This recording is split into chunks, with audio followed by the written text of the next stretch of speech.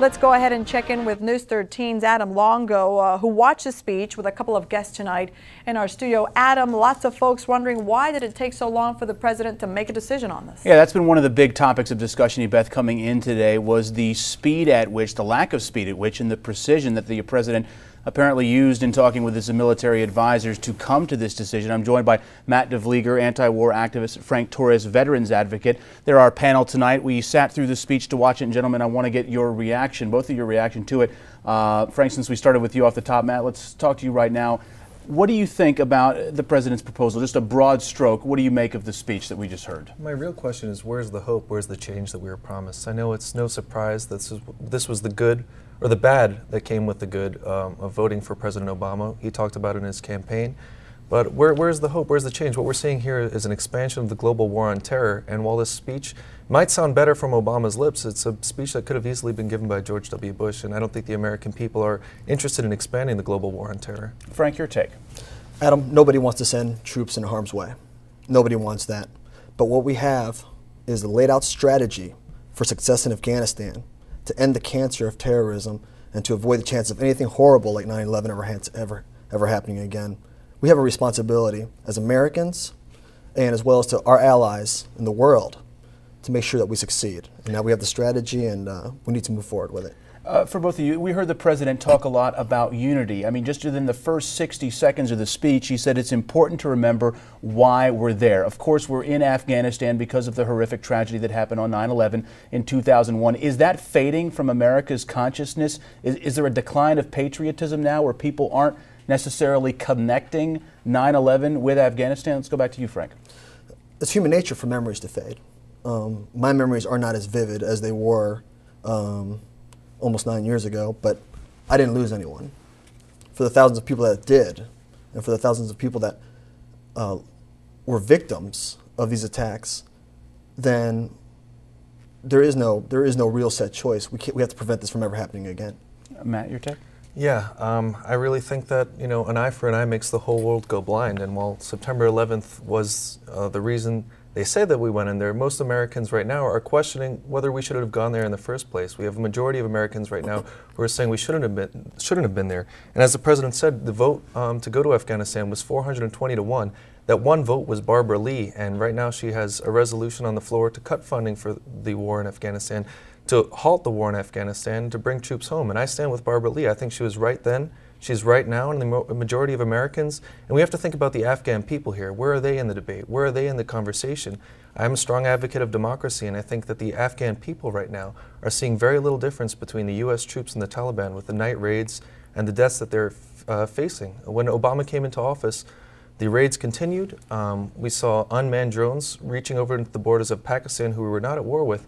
And for every several hundred civilians that we kill, we get one alleged terrorist. Well, let's play to your point there just for a second. If we were to completely pull out of Afghanistan today, would our country be at risk? Would terrorism flourish worldwide? By being in Afghanistan, terrorism is flourishing. We're fueling Taliban. This is the best thing that could happen to them. And to the Afghan people, this is a sign that you will sacrifice. You will feel more death in your country. President Biden said it months ago. He said, if America goes to Afghanistan, there will be more death, there will be more bloodshed. That's what's going to happen, and that's what we have to think about. Forget the economic cost, although it's something that's very important to American people right now, who are sacrificing, who are giving up many of the luxuries that we've had before, and many of those that we hope to still gain.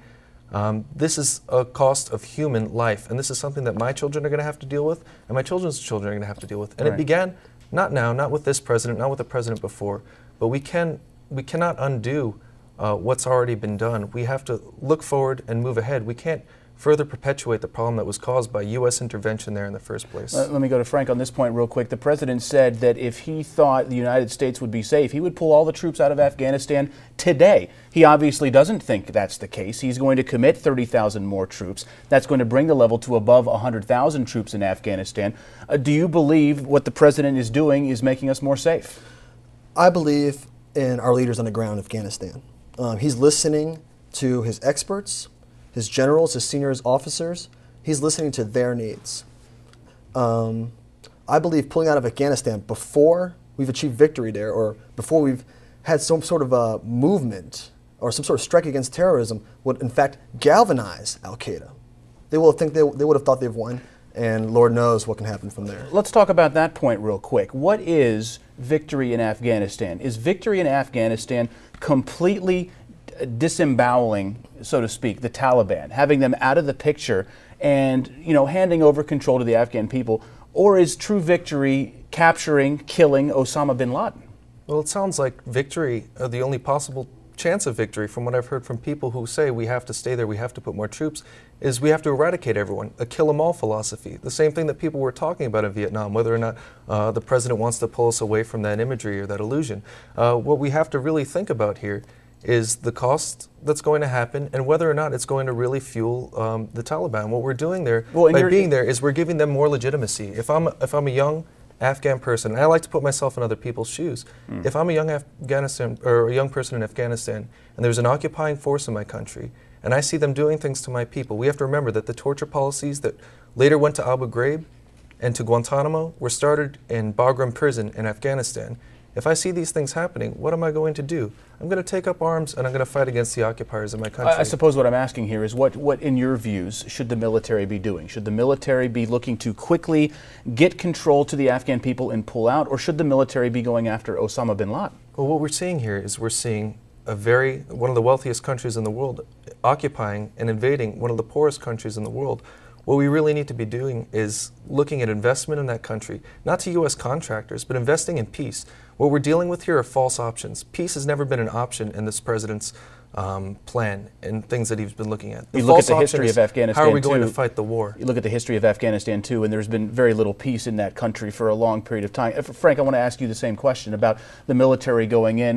What do you think the objective should be?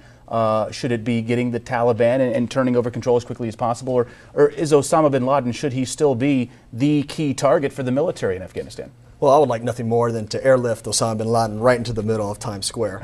But then just another leader would step up and take place. I think we do need to eradicate the Taliban, and we need to make gain as much ground there as possible before 2011. I want to get you guys point on this real quick too. Putting more troops into Afghanistan, is it simply helping move things along there quicker so we can pull out altogether? Is it also putting more troops in there, making it safe for the troops who are there now? Whenever you implement a surge like the president is doing this evening, you're adding more soldiers to the equation. That's more shifts. That's more time between convoys. That's more time between guard shifts. R&R schedules run on time. Deployment cycles run on time. So you don't have soldiers staying there longer than you need to. And now with a deadline set for success in Afghanistan, I think we need to move forward. Matt, I feel like the president has a hard sell for a guy like you from some of the things that I'm hearing from you tonight. I'm curious in knowing, though, with him saying that they want to get this surge in because they do not want a open-ended and forever commitment. He's saying he doesn't want it to be another Vietnam. Does that kind of rhetoric resonate with you, knowing that there's an end goal set here for the objective of making it safe and secure for the Afghan people to control their own security, and then the U.S. leaving, rather than a commitment like we have in Vietnam and Korea? Well, unfortunately, this sounds like the same old rhetoric to me. When we heard about the Iraq War, we heard that there was going to be 90 days that the war would pay for itself. Timetables are always set and then broken. If you remember in the Iraq War, Republicans were strongly against the timetable. You know, I think we need to get out. I think the timetable should be sooner. We don't even know who we're fighting there. Is it Al-Qaeda? Is it the Taliban? Is it everyone who is against the Karzai government? Who are we supporting? The Karzai government is a corrupt government that the Afghan people don't even believe in. Who do they turn to? They're turning to radical revolutionary forces. And there are forces in the country that are for positive revolution who really want change, and we need to bring those voices to the table. There's the revolutionary women of Afghanistan who are voting for peace. There's Malala Joya, who was the first woman who was elected to the government. We need those voices at the table. We need Afghan people to run their negotiations. Who has even talked to the Taliban? Who has even tried to negotiate with the various groups that are there? There's nothing really that unites the Taliban. There are no cards, there's no uniform, there's nothing. It's out of resentment to our occupation, and it's growing because of that. Well, that's going to be the last word on it. Matt DeVlieger, Frank Torres, we appreciate you guys' time joining us. Very interesting perspectives tonight, and again, thank you very much for your time. Thank you for having us. Thanks so much. So again, President Obama tonight committing 30,000 troops to Afghanistan. They will be in place there by next summer. The first group to deploy will be Marines, and they will be leaving before Christmas. the war effort continuing there in Afghanistan. And we want to thank you for watching our coverage.